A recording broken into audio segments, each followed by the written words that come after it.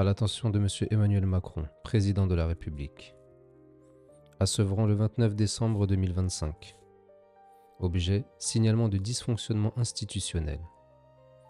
Monsieur le Président de la République, c'est avec gravité que je m'adresse à vous. Les principes fondateurs de notre République sont en danger. Des populations entières en subissent les conséquences et sont privées de leur accès à la justice et au droit. Ce courrier fait suite à ma correspondance adressée en novembre 2019 dans laquelle je vous alertais déjà sur les dysfonctionnements institutionnels récurrents. Depuis plusieurs années, les bâtisseurs d'égalité dénoncent avec vigueur les atteintes aux droits commises par certains de nos représentants élus démocratiquement au sein de la ville de Sevran. 1. Le logement incompatible avec la dignité humaine. Je vous avais alerté sur les conditions de vie indignes imposées par le maire Stéphane Blanchet à des familles fragilisées au sein desquelles des nourrissons ont été exposés, dès leurs premiers jours de vie, à d'importants dangers en matière de santé et de sécurité. Vous pouvez saisir l'ampleur de la gravité en visionnant la vidéo accessible avec le lien suivant. Dans une autre vidéo, vous verrez qu'une partie du plafond s'est effondrée à quelques centimètres d'enfants en bas âge. Le maire a également trompé la religion des magistrats du tribunal administratif pour mettre à la rue un militant des droits humains ainsi que d'autres familles en situation de grande précarité sociale. Nous avons dénoncé ces faits aux autorités judiciaires. Tous nos dépôts de plainte ont été classés sans suite ou sont restés sans réponse du parquet de Bobigny. Ils n'ont fait l'objet d'aucune enquête préliminaire. Une enquête aurait permis d'aider à la manifestation de la vérité et ainsi aboutir à une condamnation, celle du mis en cause pour la véracité des infractions poursuivies ou la nôtre pour dénonciation calomnieuse. L'absence d'enquête a permis au maire de nous poursuivre pour diffamation à la suite des accusations formulées à son encontre dans des vidéos publiées sur Internet. C'est un jugement de la Cour d'appel de Paris du 17 février 2022 qui est venu nous départager. Le maire considérait que l'accusé d'être un marchand de sommeil comparable dans le traitement judiciaire à un trafiquant de drogue et de s'être rendu coupable d'escroquerie au jugement portait atteinte à son honneur et était constitutif de diffamation publique. Considérant la base factuelle sur laquelle reposaient nos accusations, le maire a été intégralement débouté de ses demandes par les magistrats de la Cour d'appel de Paris. Mais est destiné à rappeler qu'en se comportant comme un marchand de sommeil, le maire s'expose à un traitement pénal équivalent à celui des trafiquants de drogue tel qu'envisagé par le gouvernement. Sur l'action publique, infirme le jugement, statuant à nouveau, renvoi des fins de la poursuite et Sullivan Juice. Statuant à nouveau, déboute Stéphane Blanchet de l'ensemble de ses demandes. En l'absence de pourvoi en cassation, notre relaxe est devenue définitive. Fort de ce jugement, nous avons de nouveau déposé plainte en joignant ce jugement aux éléments de procédure. Nous faisons face, encore, à l'immobilisme du parquet de Bobigny. Cette inaction récurrente concerne l'ensemble des infractions que nous dénonçons à propos du maire Stéphane Blanchet, faux en écriture publique, escroquerie, détournement de fonds publics, discrimination, mise en danger de la vie d'autrui, dénonciation calomnieuse, etc. Nous devons systématiquement saisir un juge d'instruction pour tenter d'obtenir l'ouverture d'enquête. Mais là encore, l'organe judiciaire n'est pas à la hauteur. Aucun juge d'instruction ne désigné plus d'1 an et demi après une plainte avec constitution de partie civile auprès du doyen des juges d'instruction. Fixation de consignation à des personnes bénéficiant de l'aide juridictionnelle. Impossibilité de récupérer les dossiers pénaux malgré les multiples relances de notre conseil.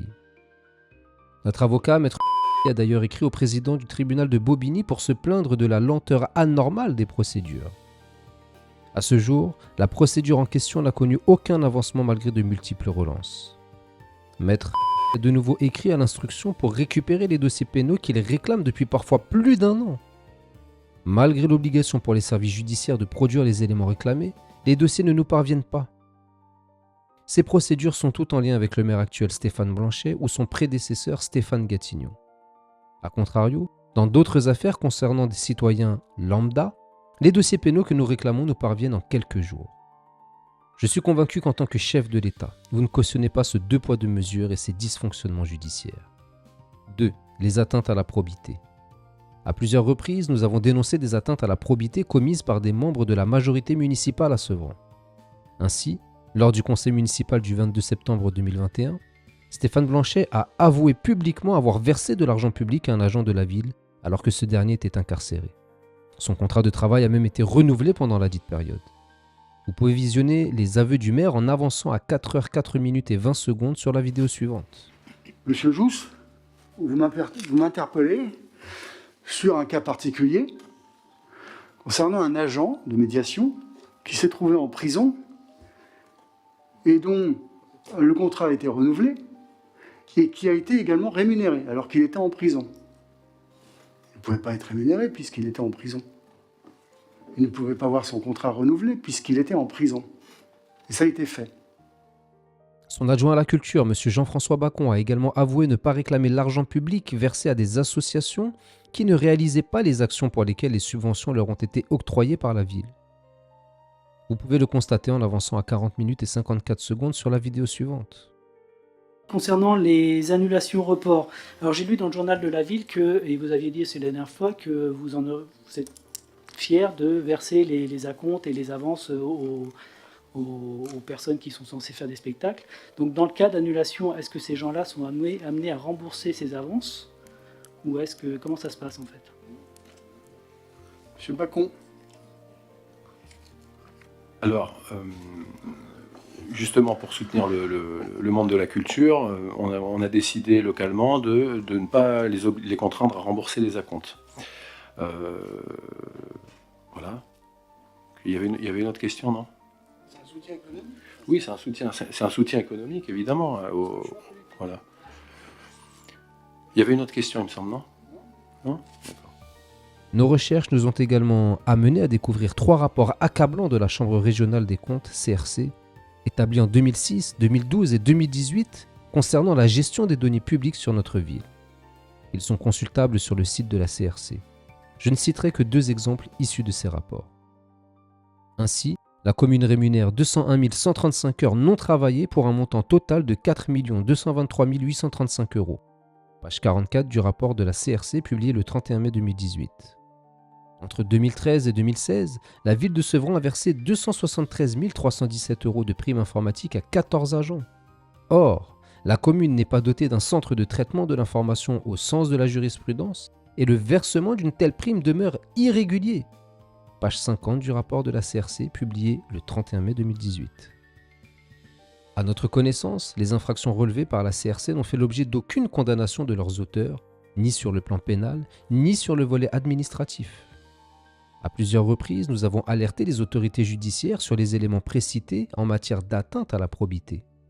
Malgré des aveux publics, la matérialité des faits dénoncés, les rapports de la CRC, le parquet reste mutique et immobile. Face à cette impossibilité d'accéder à la justice, nous avons pris la décision d'exiger des comptes à nos agents publics de leur administration en vertu de l'article 15 de la Déclaration des droits de l'homme et du citoyen de 1789 DDHC. Ainsi, nous avons fait délivrer par un commissaire de justice une sommation d'avoir à répondre au commissaire Olivier Simon officiant à Aulnay-sous-Bois. Le commissaire Simon a fait le choix délibéré de ne pas s'acquitter de son obligation de répondre. Nous avons déposé plainte contre le commissaire Simon pour discrimination administrative sur les fondements de l'article 432-7 du Code pénal. Une fois de plus, le parquet n'enclenche pas l'action publique. Nous nous sommes ensuite adressés au préfet de la Seine-Saint-Denis, M. Julien Charles. Le 1er décembre 2025, accompagné d'une délégation de Sevranais, citoyens, militants associatifs et élus, et d'un commissaire de justice, nous nous sommes présentés à la préfecture. Nous n'avons pas été reçus et aucun rendez-vous ne nous a été octroyé, malgré le bien fondé de notre interpellation citoyenne à valeur constitutionnelle. Le commissaire de justice mandaté par nos soins a délivré une sommation d'avoir à répondre à l'attention du préfet Julien Charles. Le préfet a également fait le choix délibéré de ne pas s'acquitter de son obligation de répondre. Dans quelle société sommes-nous si aucune autorité ne rend de compte aux citoyens souverains que nous sommes? 3. La discrimination. Notre organisation a dénoncé publiquement l'ensemble de ces infractions de différentes manières. En tant que conseiller municipal, la loi m'autorise à publier chaque mois une tribune politique dans le magazine de la ville. Néanmoins, le maire de Sevran, Stéphane Blanchet, a censuré à plusieurs reprises mes textes lorsque je dénonçais ces agissements. Il a ainsi privé les citoyens sevranais de leur droit constitutionnel à la liberté d'expression politique. Le maire a également entravé ma liberté d'expression au sein du conseil municipal en coupant à plusieurs reprises mon micro lorsque je dénonçais publiquement les infractions dont il s'était rendu coupable. Vous avez, je le rappelle, souhaité mettre une maman avec ses 4 enfants à la rue à la veille de l'hiver. L'intervention des bâtisseurs d'égalité a permis le rejet de votre requête par la justice, mais ce qui m'inquiète aujourd'hui dans tout cela, c'est votre capacité à avoir affirmé haut et fort, à plusieurs reprises et à différentes personnes, que vous aviez gagné face à cette dame et que la justice vous avait autorisé son expulsion.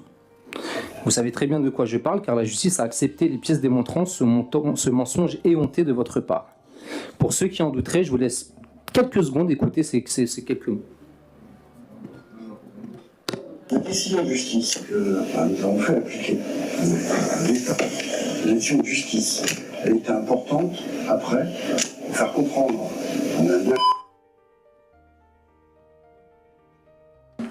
Monsieur Jousse, ça suffit. Parce que, donc je préside la séance, c'est moi qui fais... Monsieur Jousse, juste une seconde. Non, vous dites pas non comme ça.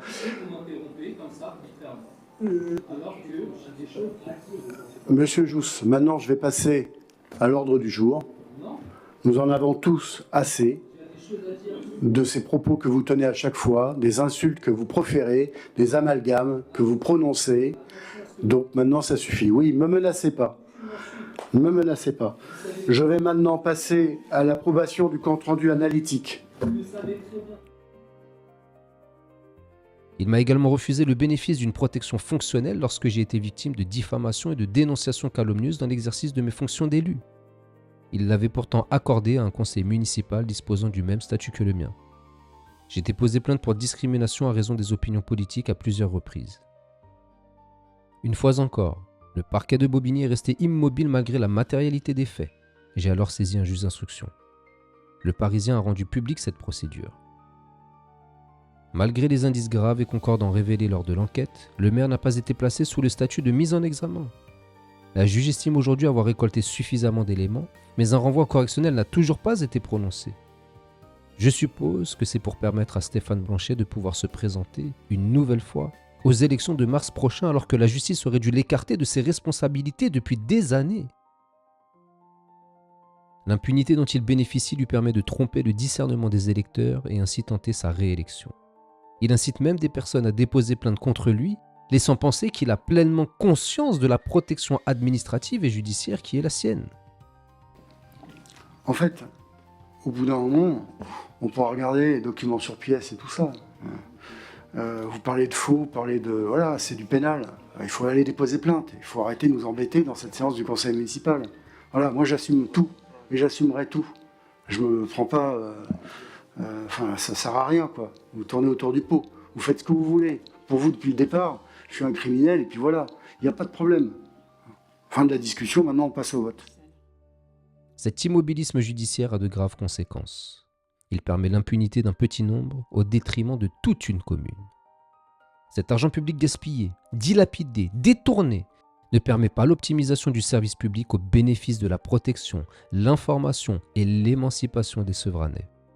À titre d'exemple, nombreuses sont les infrastructures recevant du public qui ne répondent pas aux normes d'hygiène et de sécurité sur notre ville. Cela expose les bénéficiaires, notamment des enfants, à des risques importants pour leur santé et leur sécurité. Monsieur le Président de la République, l'organe judiciaire est l'outil permettant de garantir la paix publique, réparer les injustices au nom du peuple français et empêcher des contrevenants, des délinquants et des criminels de bafouer notre pacte républicain sans conséquence. Nous sommes face à des entraves aux valeurs de la République héritées du siècle des Lumières. Certains veulent nous replonger dans l'obscurantisme des privilèges, de l'autocratie et de l'oppression. Cet immobilisme judiciaire et administratif alimente l'oppression que nous subissons. Nous avons épuisé tous les recours que la loi nous permet. Il nous reste 2 actions possibles. 1. Vous alerter en tant que garant du bon fonctionnement des institutions afin que votre intervention puisse rétablir le droit et la continuité du service public. C'est ici l'objet de ce courrier. 2. Appliquer notre droit sacré de résistance face à l'oppression par des actions militantes visant à nous rétablir dans notre souveraineté citoyenne. Ce droit est garanti par l'article 2 de la DDHC. Nous avons les valeurs de la République chevillées au corps. En témoigne la Déclaration universelle des valeurs humaines que le fondateur des bâtisseurs d'égalité a conceptualisée et que nous vous offrons. Nous nous sommes dépossédés de notre droit naturel à la légitime défense individuelle au bénéfice d'une légitime défense collective, hormis certains cas liés à l'article 122-5 du Code pénal. Chez certains, l'absence de justice peut mener à une volonté de se réapproprier le droit naturel à l'auto-justice et ainsi alimenter un retour à la loi du plus fort par l'application d'une vengeance personnelle.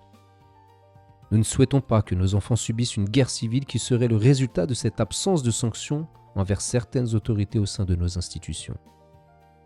La légitimité de notre organe judiciaire est en jeu. La crédibilité de notre République davantage encore. Sans justice, pas de paix publique. C'est pourquoi je vous écris pour que votre sens du devoir vous permette de prendre vos responsabilités et ainsi faire cesser ces dysfonctionnements institutionnels. Il ne vous est en aucun cas demandé d'intercéder dans des procédures judiciaires. Nous avons pleinement conscience que la séparation des pouvoirs ne vous permet pas d'agir directement dans des procédures en cours. Nous vous sollicitons pour veiller au bon fonctionnement de l'institution judiciaire.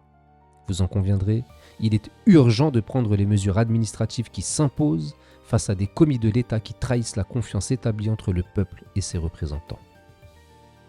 Nous ne pouvons taire l'injustice. Nous ne pouvons tolérer l'impunité. Nous ne pouvons accepter que des personnes puissent se présenter aux urnes alors que la justice aurait dû les mettre hors d'état de nuire le temps de leur rappeler leur obligation à respecter la loi et les valeurs de la République. Nous prenons des risques à dénoncer ces anomalies qui ternissent notre République éclairée. Nous subissons des procédures pour nous faire taire. Nous sommes victimes de calomnies récurrentes qui remontent jusqu'au service de l'État.